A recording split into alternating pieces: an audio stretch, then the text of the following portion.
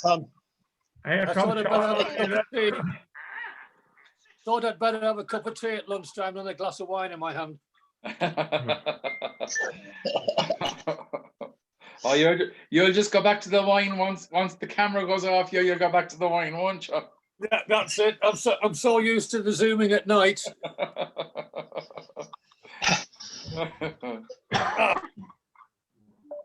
Sean, we can't see you. Have you?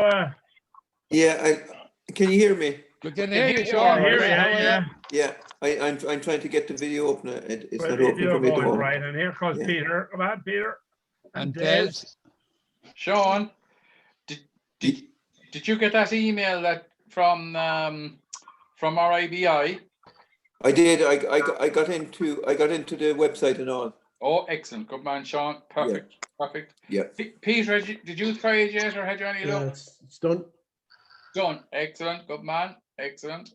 Great. No, I haven't filled out profile pages or anything like that. Oh no, that's fine. No, that's fine. No problem. Once you can get in, that's all I want to know. That's grand. Yeah, you get all the info. That's done. Hi, Peter.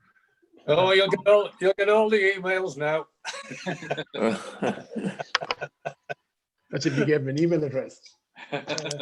Some of them are very interesting to go through. They are. Yeah, I'd say. Hey, Des, we can't see your surgery, Des. Oh, I'm not there. I'm not there today. I know. Yeah. No, Yeah, he's another day off. another day off. Yeah. Yeah. Oh, yeah, there you are. Good man. No. Des. Yeah, Tom Mulligan here. Did you get an email from RIBI? I did. Yes. And had you any luck? I haven't tried it yet, Tom. Okay, that's all I'm right. I'm very reluctant to try it because 99% of the time it doesn't work for me. No, so. I think you're okay this time, I'd say. Am I? I'd say so, yeah. Okay, I'll try it after the meeting. So. No bother. Right, okay. Right. Mel's care was to get in, but doesn't look as if she has succeeded. She's a Filipino, but she can work a computer. I'd say she's coming in now. I'd say she's coming in there now. Oh, is that right? Is she? Great. Very good. The next step.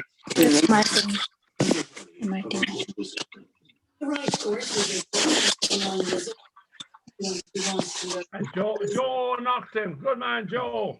Contains third level options for. Hello, Billy. Oh, Mel. Hello, Mel. How are you? How are you? Great. How are you, Mel? Got in. Good stuff. I'm great, thank you, Billy. And who? Hello, Simon. Who's Hello, Mel? Mel. Who's operating the computer for you? What's her name? And Sean, how are you? Not too bad, Mel, and yourself. I'm grand, Sean, thank you. Good. Mel, what's the name of your carer who's operating the computer? Pardon, Billy? What's her name who's operating the computer for you? Oh, Yolanda. Oh, not Yolanda. Ruby. Ruby. Very much, Thanks Ruby. very much, and well done. Well done for getting in. Well done. We're delighted, Billy. We're delighted to say hello to all the members. Yeah, I've great. Very good. Yeah. And Hello, Mel. Paddy, hello. yeah. Hello, Mel. How are you? I'm great, thank you. I'm great. And I see, Billy, we've got Joe Nocton with us, I think, for the first time. Yes, Joe, you're very, very welcome, Joe. Great. I can't see you yet. Have you hit the video button, I wonder? And here comes his sponsor, Kate Murphy. Is it? Joe's on mute. Joe's on mute. Okay, Joe. Right. I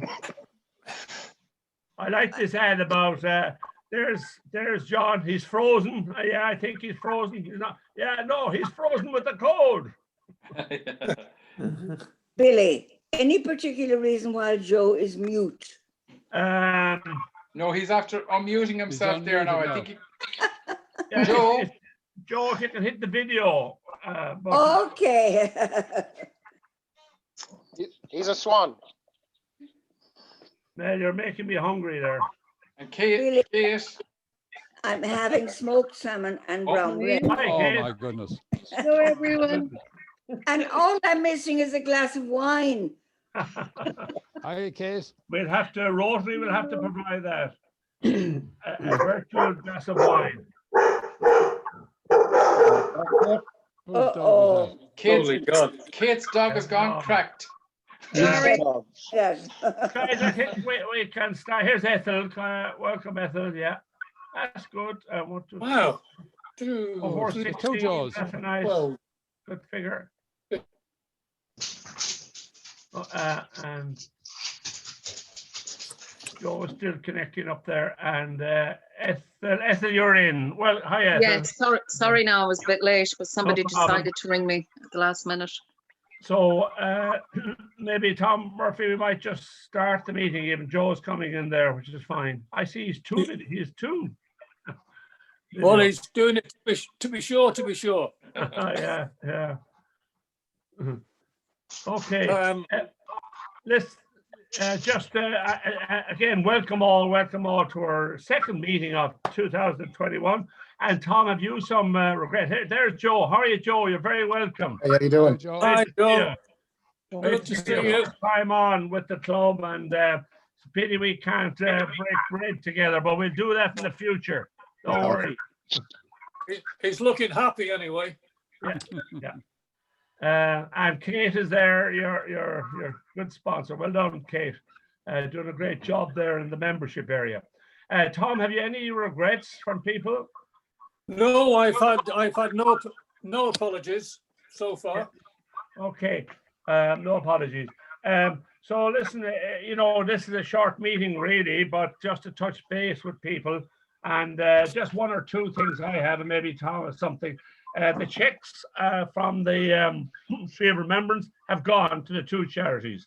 They went last week, Esker House and Mental Health Ireland, with a covering letter from me, and a virtual invite, if you like, for them to join us at a meeting, for a lunch meeting in the future when we'll do the formal presentation of the money. But having spoken to them, they're absolutely delighted to have got the money, and they're not in the least bit disappointed that it wasn't even bigger, but they were very, very appreciative, and I think that's nice to see, and it's good that they have got it within weeks of us having collected the money, that we're not holding on to it indefinitely type of thing. Billy, Yeah. I'm going to put everyone on mute there because there's background noise there behind you. Right. There is, yes. And if people wants to come in and talk, just unmute themselves, okay? All right. Right, Tom, right. Okay, right. So everybody's on mute except me, and I think Tom there, right? That's the Tree of Remembrance money, which and well done again to Des, Tom Murphy, and to all those who did the donkey work really for the tree. I don't think I have. The only other thing coming to soon is that next Monday we have an evening meeting at 7:30. Will you remember that? It's in the evening at 7:30, and we have got Jean Best from Scotland on. Jean Best is the promoter of peace advocacy training, and she's a former school teacher herself, now retired, and her husband Keith is also very much involved in this. Now you might wonder what peace advocacy is. It's nothing like what myself and Peter were doing, like peacekeeping or anything like that, although it's educational. It's really for second level students, in which they do, she runs courses, and I think one school in Ireland has done it. Cove, funnily enough, in Cove, sponsored by the Rotary Club of Mallow. Now, Mallow, I'm from Cork, and Mallow is a good distance from Cove, but however, they set up Cove as a school in Ireland to do this thing, and they were very positive about it. It really is education and training, as I said, it's for second level students, and it covers, they run a 2-day course running. collaborative conversation, purposeful listening. It's all to do with education in the area of peace, conflict, and so on. And I think Peter set up, organized that it was a course run. I'm not sure who was on that one in the Curragh, in the peacekeeping school, which we have in the Curragh. Yeah, Peter, did you run one there? Pardon? Yeah, it was run for 2 years by the Newbridge Nace kind of area that was set up, and children came from all around Ireland for it. Right. And, it was held in the UN school. A little bit longer than 2 days, I think. Maybe it went into a third day. But, and was it? Yeah. And the military, spoke about what they were doing, but it was essentially a discussion, as you said, on advocacy for kids in second levels. It was very, very good, actually. It's very, very enjoyable. Right. And was it Jean Best, Peter, that ran the course? Can you remember? I can't remember. I know there was a woman from Northern Ireland, but I must say I'm beginning to show my age as regards names. Jean Best was there, I think, Peter. When I was talking to her the other day, she seemed to remember you as well. You made an impression. It's the colour of my hair, I'm afraid. A good one, I hope. But anyway, the point is, anyway, 7:30, she's coming on. Her husband will be on as well. I think he does the technical end of it with the PowerPoint and so on. And it'll explain what it's all about. And as we have a pretty big youth program going every year, I think it's an area in which our club might be interested, and who knows what it might lead to. But it'll be an interesting evening anyway. And she's absolutely emailed me and delighted to have been asked in the first place, and delighted to come on. So Tom Murphy, I haven't really got anything else to talk about. There is one other thing. On Saturday, we have our district council meeting. For our new members, that's the body that runs Rotary on the island of Ireland. The 74 clubs and their presidents and members that are available meet. It's on Zoom, of course. It's a good agenda, and it gives you a good flavour of what's happening with Rotary throughout the island and some of the activities that we're all involved in. Tom Mulligan, you still there? Oh yeah, Tom, is it possible that we could send a link on that? I haven't even got the link myself, Tom. Right. Okay. I'll try and sort out to send a link to all the members. And if you have the time to, you don't have to be involved speaking or anything. It's a bit like you see all the people, you hear all the activities, and it's on from 10 o'clock on Saturday morning until about 12, I think. If you send me on the link, Tom, I can send it out to the members if you want. I will, yeah. I think it might be a particular interest if our new members have the time to sit there with a cup of coffee and listen to it. You'll probably learn a lot of what's going on, probably better than you'll hear from us. It'll take a longer time to get it through. Okay. All right. Thanks, Billy. Thanks, Tom. No, I really don't have anything else other than I forgot to mention last week that there was a very fine article on George Eaton in the Westmeath, not this week, last week's. I don't know if anybody saw it. It was actually, I don't know if you can see it there. It was nearly a full page on George. And and Tom Mulligan, they extracted quite a considerable amount from your website about Rotary in it. And so it was, it was nice to see, because it was a bit of a promotion, but it was nice to see. I'm sure Pat was delighted to see such it's written by a guy, Sean O'Donnell. I don't know him. He must have had some connection with the Westmeath previously. Sounded like a newspaper person. All right. So there you are. Actually, I could possibly, Tom Mulligan, I don't know whether we should try to put the article up on the website or not, but anyway, something to consider. I really don't have anything else. Does anybody else got, so I'll throw it up to the floor if you like. Any other comment to make Ethel. about anybody?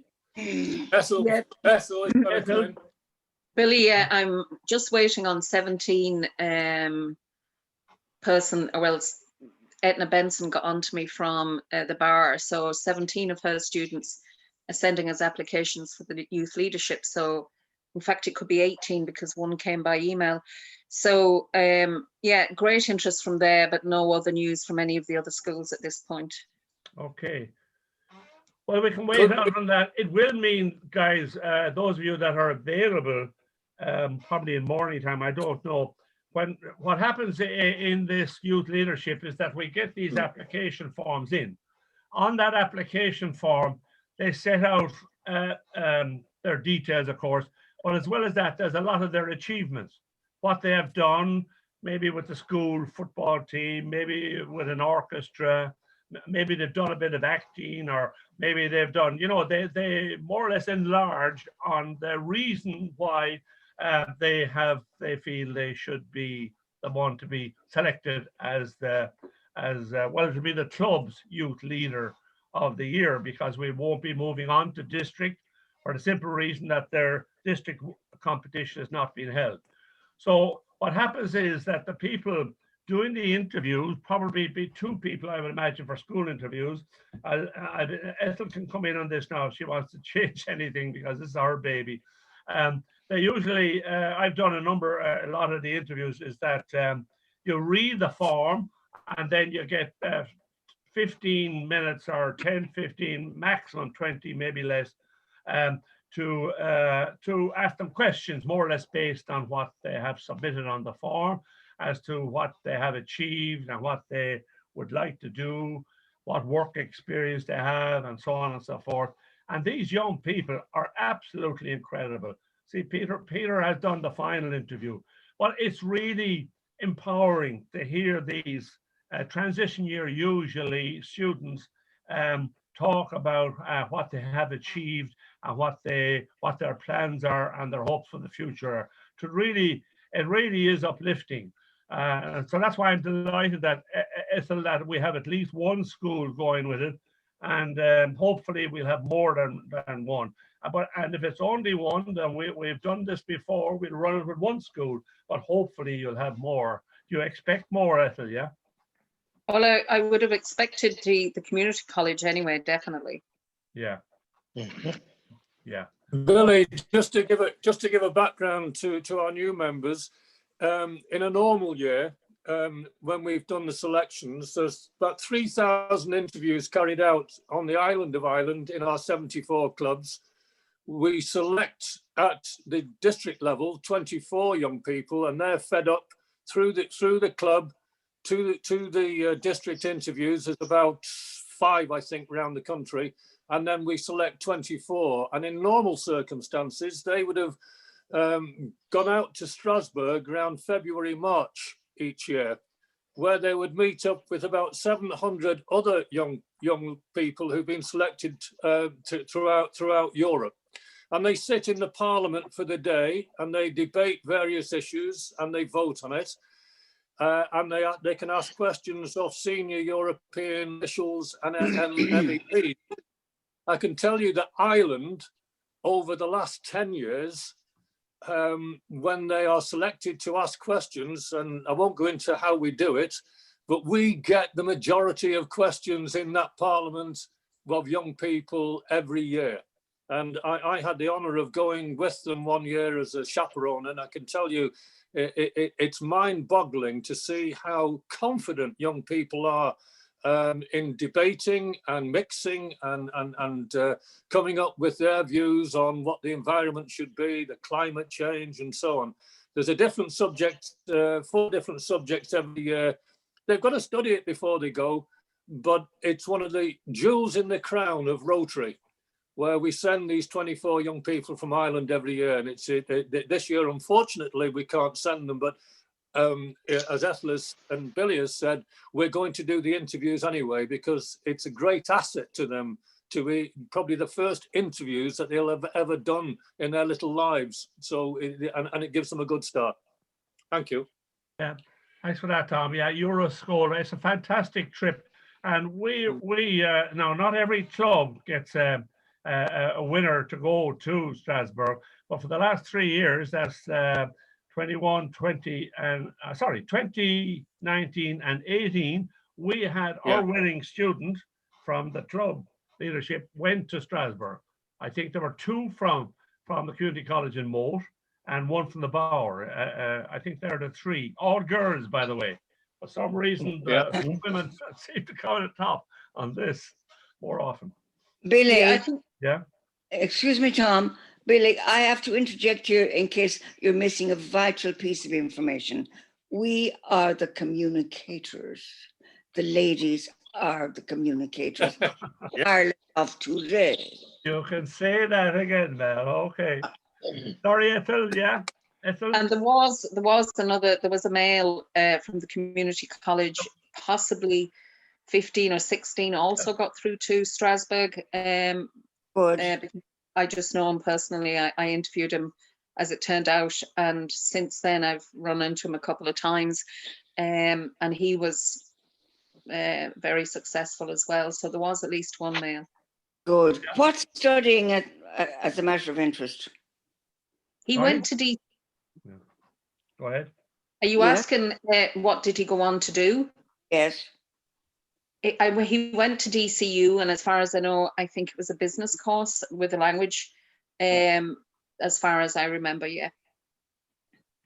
Thank you. Thank you. Cahill was his name. I can't. Cahill Galvin, yeah. Yeah. Mm. Yeah. So Can I just add there, Billy, if I might just add for the Simon. members, if you search Rotary Youth Leadership on YouTube, you'll get a number of videos there giving members a very good idea of what actually happens. There's the one particular one, I think it was last year, which shows the 2 representatives from Ireland addressing the Parliament, and it really was, and they're interviewed as well. So it's an extremely good thing. So you get a better flavour as to what it's about by watching those videos. Yeah, that's very interesting. I must do that. Yeah. It's also, Billy, it's also interesting to note that when he was 16, Simon Harris, who is now a leading politician, also was a young Rotary leadership scholar to Strasbourg, where it gave him his interest in politics, which obviously we've seen in later life. Yeah. Good. Yeah. That's interesting, Tom.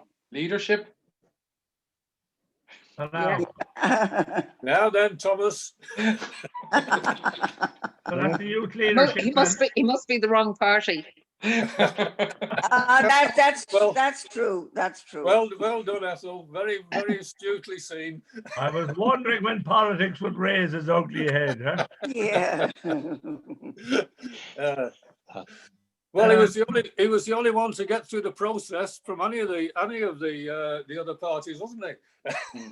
And interestingly, the only one who never finished college. Exactly. Yeah. Yes. So I don't really have it. I think, guys, there's just one thing. I see Sean and Joe are on there, new member. Normally we'd be mixing with you at lunchtime, and finding out, you'd be meeting people and so on. And I did ask Peter already to give us a minute or two rundown on his kind of career to date. So Sean, do you mind if and maybe some other time, Joe, Sean, can you give us just a quick rundown on your background, your career, and how you got where you are today? Yeah, I thought I did it, but I'm a vet by profession, and I worked in private practice for 10 years, and then I worked with Westmeath County Council as a county vet for 30 years, and I've also been involved in veterinary politics, if you like. I've been president of the Veterinary Council, which is the regulatory body, and of Veterinary Ireland, which is the representative body. And I've also represented them in the veterinary profession in Europe for, I suppose, the last 22 years. So I have a good bit of Brussels experience in relation to committees there, Economic and Social Committee and Federation of Veterinarians of Europe, which is very strong organization in Brussels. So I suppose that's it. And now I do some work with the Department of Agriculture part-time and the Veterinary Council of Ireland, as I say, doing as an authorised officer. So I'm sort of semi-retired, as I say, but that's where I'm at. Thanks, Sean. And you forgot to mention, Mel forgot once, you forgot to mention your acting career. Oh, well, yeah. Come on, what about my acting career? Well, I'm just saying, I didn't mention my acting career, Mel. You didn't? Mel has directed me in acting, as well as many other directors in the Little Theatre. And I hope to have the pleasure of doing so again, Sean. Yeah. With your permission or without. Right. Well, yeah, it's usually a form of conscription with you, Mel, I think, over the years. It usually is. But you know, Sean, I have a wonderful, wonderful play. You will not be able to resist it. So I think you'll be an easy conscript this year. Is it? There's Mel is casting her play by Zoom already. Wow. Already, yes, indeed. And I want you would-be actors to do some warm-up material for me. Absolutely. Thanks, Sean. Thanks very much for that, indeed. And Joe, would you give us a quick thumbnail? Yeah, I'm not fully sure if you can hear me or not. Can you hear me? We can hear you loud and clear. Yes. Well, thanks very much for asking me to come in after Sean. How would I possibly copy that? I know Sean from a previous life, thankfully. My background in a nutshell is I'm a graduate of Waterford IT, was known back then, where I got a degree in business studies, and I diversified into the whole area of auctioneering about 22, 23 years ago. I came to Athlone in 2006, and I worked for a different organization, an auctioneering firm in Athlone. And after a good healthy row stroke argument in 2006, I decided, or was forced to, whichever, go out on my own in 2013. And I'm still here. I appreciate the support from a lot of people in this group and other people, and looking forward to working with you in these crazy times. That's me. I'm initially from and still living there now. A small village called Knockrockery in South Roscommon there. Oh, yeah. And my background would be GEA, hurling and football, and all kinds of sports, really. Outdoors. Oh, God help us. That's me in a nutshell. Thanks very much for that, Joe. Tell me, have you started your acting career yet? Or I'm acting every day of the week. Well, between yourself and Mike Ganley now, there we go. Yeah, I know Mike is well. Yeah. Exactly. Dawn, when we arrive at that stage, it becomes seamless and nobody knows. That's really the criterion of acting. You mustn't people must not know you're acting. Okay, I appreciate the tip. All right. So listen, anybody else want to? Are you getting hungry, or anything else to throw into the pot at this stage? Mike, if I might, or Billy, if I might just throw in something there. I sent a WhatsApp, sort of threw it out on the WhatsApp there to the club. You'll have all been aware of COVID. How can you not be? And now that the vaccines are coming on stream, I really sort of asked the question, is this a project that Rotary International should now look with beside the polio, global eradication of polio? I came across, the reason I put it up is I came across a recent graph showing the vaccination of the population in countries. It was the top 20 in the world. I don't know if anybody could guess who is the top country who has most of its people vaccinated. Israel. Israel is correct. Somebody must have watched this, have they? Yeah. Okay. The interesting thing about it was Israel, the Middle East. There's one other country in the Middle East who's on that chart of the top 20 countries. The rest is made up of all of Europe and North America, and no other country in the world, Asian, Southern Hemisphere, or anything. And I have a fear, as polio was the same thing, I think, that Western countries, shall we call it the first world? I don't like that term. The developed world are the ones where have access to it, have the money to do it, etc. And the third world countries, to use that awful phrase again, the undeveloped countries are the ones that are suffering horrendously from it.